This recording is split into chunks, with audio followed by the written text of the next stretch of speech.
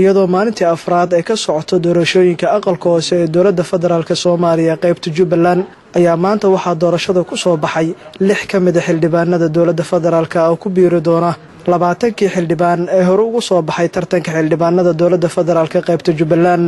Cabdicasiis Sheekh Dayib oo ka mid ah guddiga doorashooyinka heer federaal ayaa ugu dambeyntii shir jaraa'id warbaahinta ugu qabtay isagoona ku faahfaahiyay xildhibaanada maanta ku soo baxay doorashooyinka iyo qaabka ay u dhacday maalintii afraad ee doorashooyinka.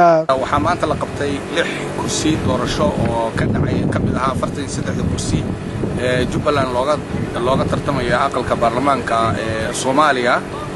kuraasta la galay waxaa tirsigiisu kursiga koobaad ahaa 105 tirada guud ee 275 ee Soomaaliya. kursiga waxaa ku tartamayay Maxamed Aadan Macalin Cali wuxuu helay 29 cod iyo Maxamuud Cabdi Sheekh Cabdulaahi Xujaale oo helay 22 cod. waxaa halkaa ku guuleystay Maxamed Aadan Macalin Cali.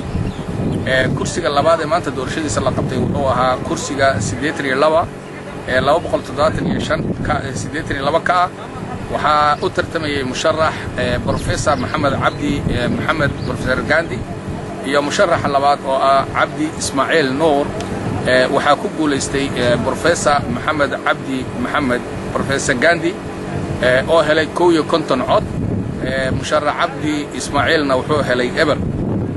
kursiga saddexaad ee maanta la galay wuxuu ahaa kursiga tirsigiisa guud uu yahay 95.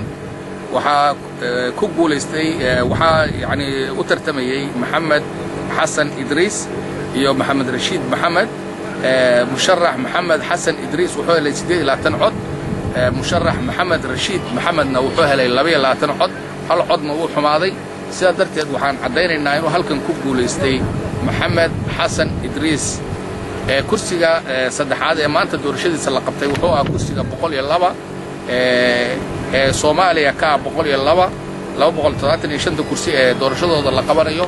waxaa u tartamayay musharax Aadan Isaaq Cali iyo musharax Cabdi Xasan Cabdi iyo musharax Isaaq Aadan Xasan. Aadan Isaaq Cali wuxuu helay 40 cod. Isaaq Aadan Xasan wuxuu helay 12 cod halka uu Cabdi Xasan Cabdi helay eber. waxaa halkaa ku guuleystay Aadan Isaaq Cali. kursiga shanaad ee doorashadiisa maanta la qabtay wuxuu ahaa kursiga 81. kursiga waxaa ku tartamayay Xaawo Maxamed Aadan waxay heshay 38 cod. Xaawo Cabdulaahi Maxamedna waxay heshay 1 cod halka ay 5 codna xumaatay.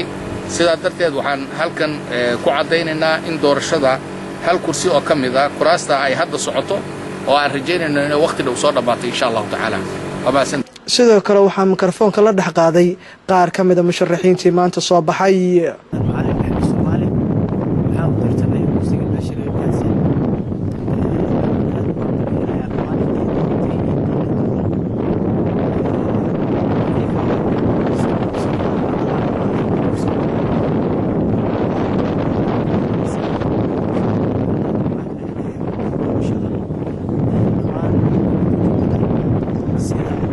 محمد حسن إدريس ومقعيقة كشرحناهاي أما أن كسب بحي هذا حلوان كنا قضي وباش ينتهر فرشلنا إيه عدالة العادي عالم كلنا لقى في سنة قف كسر وقناع سنة نيكولارك إلى ترتمي أدو قناع سنة أنا وقناع سنة حلال إفتين بالو قلا إفتين كاسو كلب حني لما